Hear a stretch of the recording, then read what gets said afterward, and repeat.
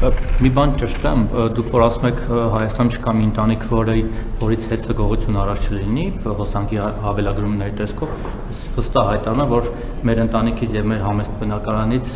նախկինում հեծը երբևէ գողություն չի արել եւ հավելագրում չի եղել, հակառակ պարագայում ով է լինել հեծի ղեկավարությունը, մեր թաղի էլեկտրիկից միջև ղեկավարությունն այդ հետևանքները կզգան իրենց մաշկի վրա,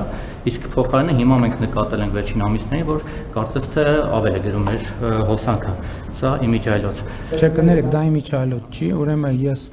ձեր հայտարարությունը շատ պատասխանատու հայտարարություն է եւ ես կարծում եմ, որ եւ հեծը եւ իրավապահ մարմինները եւ վերահսկողություն իրականացնող մարմինները պետք է ձեր կոնկրետ հարցին պատասխան տան եւ հանրությունը հրապարակային կառավարության շենքում արված այս հայտարարությանը պետք է արձագանք ստանա։ Բոլոր մասերին։ Շատ պատրաստ եմ տրամադրել, թող ուսումնասիրեն մեր տան հոսանքի ցուցմունքները։ Ինչ բուն հարցը ձևակերպել է, ես ուղղակի հարցնեմ, ես կարող եմ օգտագործել դոմփել բառը իմ հարցի մեջ ձեզ հղում տալով, թե դա 18+ էթիկայի սահմաններում չէ, թե կարող եմ օգտագործել։ Ազատ եք օգտագործել ցանկացած բառը։ Ուրեմն կօգտագործեմ։ Դուք տեղյակ եք այն խոսակցություններից, այն նաև մամուլի հրապարակումներից, համաձայն որոնց նախ ձեր կողմը անցած եւ այսպես ասած տիրադավ հռչակված եպիսկոպոսներից Վազգեն Միրզախանյանը նախկինում երբ եղել է վիրահայոց թեմի առաջնորդը, այդ շրջանում սեռական ինտիմ կապի մեջ է եղել իր քահանաներից մեկի կնոջ հետ, կամ ինչպես դուք եք ցույց ասել, դոմփել է իր քահանայի կնոջը եւ դրանով իսկ պատճառ է հանդիսացել այդ քահանայի ընտանիքի փլուզմանը եւ մեծ սկանդալի առիթ է դա տվել եւ իրեն ուղղակի վտարել են այդտեղից, որպեսզի ել ավելի մեծ զարգացումներ չլինեն, նաեւ մամուլում հրապարակումներ կան Վազգեն Միրզախանյանի այսպես ֆինանսական մախինացիաների, ենթադրյալ մախինացիաների գործարքների մասին, մի խոսքով լավ հռչակ չի վայելել ինքը վիրահայոց թեմում։ Հիմա դուք այս մարդու միջոցով ինչպես եք փորձում ձեր խոսքերով ասած պայքարել սրբապղծության դեմ, ինքը օրինակապղծությամբ զբաղվել է, պիղծ է, թե սուրբ մաքրամաքուր կենցաղով կուսակրոն հոգևորական է։ Մեկ էլ այսօր կառավարության որոշումներից մեկով տեսա, որ կառավարության ղեկավարին այս դեպքում ձեզ սպասարկող մեքենայի պետհամարանիշը այսուհետ պետք է լինի Ultra Gold Հայաստանի դրոշը եւ ընդամենը մեկ թիվը։ Սա նորից հիշեցեց ձեր խոսքի ու գործի տարբերությունը, նախկինում երբ որ դուք նոր եք ստանձնել այս պաշտոնը, հայտարարում եք, որ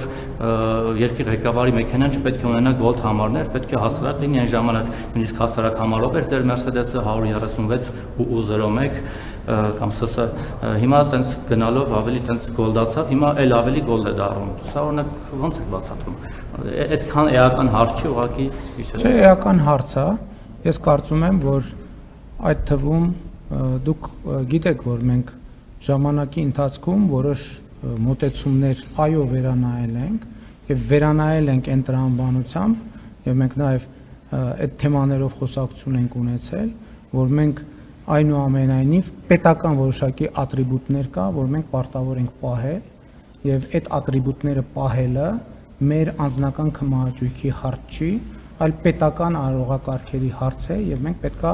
մաքսիմալ փորձենք այդ արարողակարգերը պահել։ Իսկ համարանիշի փոփոխությունը տեղի է ունեցել հետեւյալ տրամաբանությամբ, որ որոշակի ինդիկացիա է եղել, որ գործող համարանիշի վրա գրվող հայերեն ՍՍ տառը այդպես արձանագրվել է որպես Սերժ Սարգսյանի անվանատառեր եւ ոչ թե կոնկրետ անձի հետ կապված, եւ մենք կարծում ենք, որ պետական այդ համարանիշը չպետք է որևէ մեկի անվանատառ կրի, այսինքն հիմա ես էլ չպետք է գրեմ NP001 եւ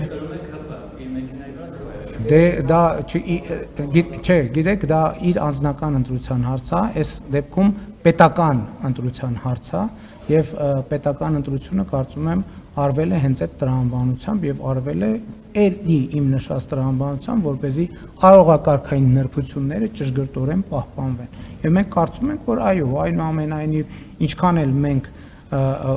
ոչ ֆորմալ մոտեցումների կողմնակից լինենք, այդ ոչ ֆորմալ մոտեցումները չեն նշանակում պետական արարողակարգային տրամաբանությունները զրոյացնել եւ մենք կարծում ենք, որ պետք է զուգահեռ լինեն այդ երկուսը։ Այն էլ լինի, ես շատ դեպքերում ոչ ֆորմալ եմ մոտենում հարցերին, ոչ ֆորմալ միջոցառումների շատ եմ մասնակցում, ոչ ֆորմալ տեսանյութեր շատ եմ հրապարակում, ոչ ֆորմալ շփումներ շատ եմ ունենում, բայց դա չի նշանակում, որ մենք պետքա ֆորմալությունները եւ պետական արարողակարգային նրբությունները զրոյացնենք եւ արհամարենք, որովհետեւ դրանք պետական կարևոր ատրիբուտներ են։ Ինչ վերաբերում է ձեր նշած առաջին հարցին, ոչ ես նման տեղեկություններ չունեմ, բայց ես ասեմ նաեւ, որ մենք այս գլխից էլ ես հայտարարեցի, որ մեզնից որևէ մեկը անմեղ կամ սուրբ ձևանալու բան չունի, մտադրություն եւ կանխավարկած չունի։ Ընդհակառակը բարենորոգման հայտարարության մեջ արձանագրված է մեր մեղավորությունը եւ պատասխանատվությունը եւ մեր ցանկությունը եւ ընդհանրապես ես կարծում եմ սա չի վերաբերվում միայն եպիսկոպոսներին կամ պաշտոնյաներին։ Մենք ընդհանրապես պետքա հարց տանք մեզ մեր կողմից հայտարարվող բարոյական, հանրային բարոյականության արժեքների եւ մեր ամենօրյա ապրելակերպի հարաբերությունների մասին։ Այս օրակարգը սրա մասին է, որովհետեւ ես բոլորի միջոցով Հայաստանի Առաքելական Սուրբ Եկեղեցու բոլոր հետևորդները այս օրակարգի մեջ ունեն իրենց անելիքը։